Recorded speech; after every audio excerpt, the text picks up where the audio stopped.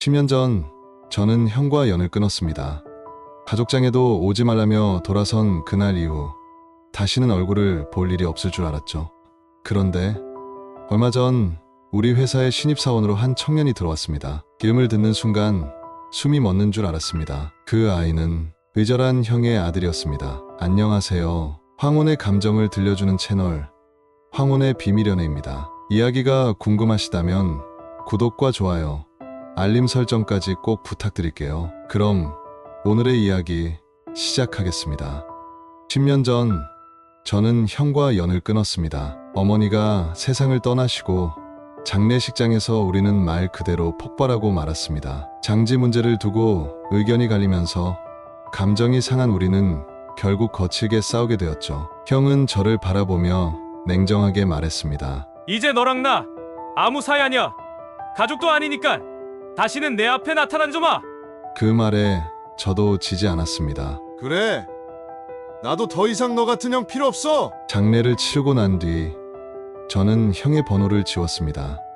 가족 단톡방도 나왔고 주소록에서 형수와 조카의 연락처까지 모두 삭제했죠. 마음 한켠이 쓰리긴 했지만 저는 그렇게 등을 돌렸습니다. 피를 나눈 가족이지만 우리는 더 이상 가족이 아니었습니다. 그로부터 긴 시간이 흘렀습니다. 저는 회사에서 그럭저럭 인정받는 과장이 되었고 바쁜 일상 속에서 형의 존재는 거의 잊혀져 갔습니다. 아니, 억지로 잊고 지냈다고 하는 게 더 정확하겠네요. 그런데 몇 주 전 제 삶은 다시 뒤흔들리기 시작했습니다. 그날은 유난히 바쁜 월요일 아침이었고 인사팀에서 새로 들어온 신입사원들을 소개하는 시간이었습니다. 저는 커피를 한 잔 들고 회의실로 들어갔죠. 신입들의 자기소개가 이어졌고 저는 습관적으로 고개를 끄덕이며 듣고 있었습니다.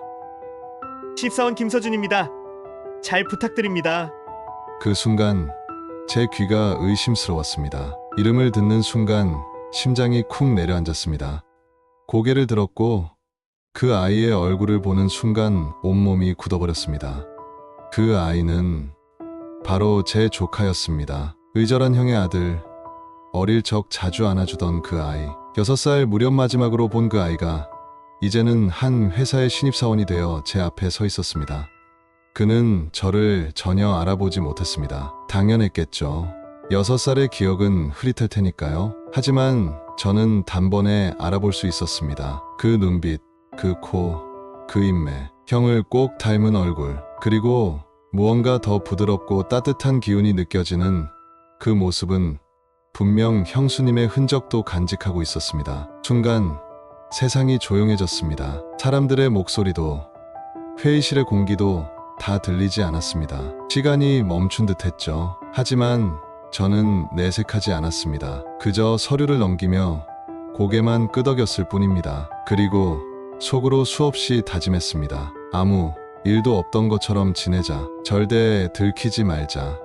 그냥 남처럼 지내자. 하지만 그건 생각보다 훨씬 어렵더군요. 며칠 후 그는 제 팀으로 배정되었습니다. 회사에서는 그저 실력 있는 신입과 그를 맡게 된 팀장이었지만 저에게는 마치 과거의 그림자가 제 일상으로 들어온 느낌이었습니다. 하루는 회의 중이었습니다. 그가 조심스럽게 손을 들고 질문을 했습니다. 과장님, 이 부분은 기존 프로젝트와 병행하는 게 좋을까요? 그가 건네준 자료를 받으려는 순간 저는 그의 손등을 보고 말았습니다. 어릴 적 자전거에서 넘어져 다쳤던 그 상처 자국. 제가 약을 발라주며 달래주던 그 작은 손에 그대로 남아 있었습니다. 그 상처 하나에 저는 숨이 막혔습니다. 그의 손이 아니라 제 과거가 제 앞에 펼쳐진 것 같았습니다. 그날 밤 잠이 오질 않았습니다. 베개를 껴안고 천장을 바라보며 스스로에게 물었습니다. 지금이라도 다 말해야 하나?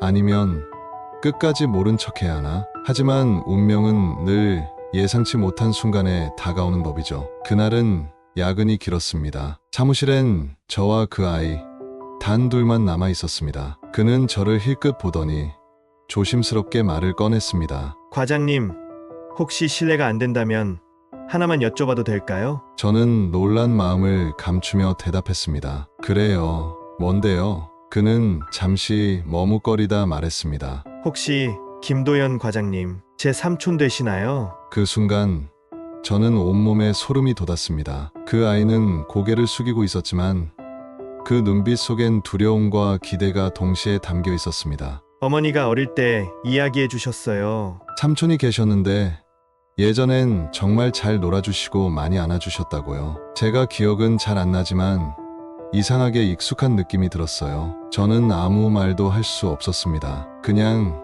그 아이를 바라보기만 했습니다. 형은 잘 지내셨니? 입 밖으로 나온 제 말은 그렇게 겨우 한 문장이었습니다. 그는 조용히 고개를 저었습니다. 아버지는 몇 해 전 교통사고로 돌아가셨어요.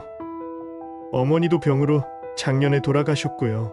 그 순간 저는 무너지는 느낌이었습니다. 제가 등을 돌렸던 가족은 이제 이 세상에 없었습니다. 그리고 그 아이만이 남아 외롭게 살아오고 있었던 겁니다. 그렇게 말한 그는 조용히 웃으며 말했습니다. 그래도 삼촌이 살아계신 걸 알고 나니까 뭔가 든든했어요. 그날 이후 우리는 자주 저녁을 함께 했습니다. 어릴 적 못다한 이야기들, 서로 놓쳤던 시간들을 조심스레 꺼내며 우리는 다시 가족이 되어가고 있습니다. 그 아이는 회사를 잘 다니고 있고 저는 그의 존재가 이제는 삶의 위로가 되고 있습니다. 이제는 더 이상 도망치지 않으려 합니다. 돌아선 관계를 되돌리는 데엔 시간이 걸릴 수 있겠지만 늦지 않았다면 시작할 수 있다고 믿습니다. 만약 그날 그 아이가 제게 삼촌이냐고 묻지 않았다면 저는 여전히 그늘 속에 숨어 있었을지도 모르겠네요. 그리고 지금 저는 그 아이의 삼촌이라는 사실이 자랑스럽습니다. 여러분이라면 그 아이의 손을 잡아주셨을까요? 가족이란 이름으로 상처 주고 돌아선 우리들, 그 끝에도 남는 건 결국 피로 이어진 마음이었습니다. 여러분이라면 그 조카의 손을 잡아주셨을까요? 오늘의 이야기 어떻게 들으셨나요? 여러분의 생각을 댓글로 들려주세요. 황혼의 비밀연애 다음 이야기로 다시 찾아올게요. 구독과 좋아요, 알림 설정 잊지 마시고요. 감사합니다.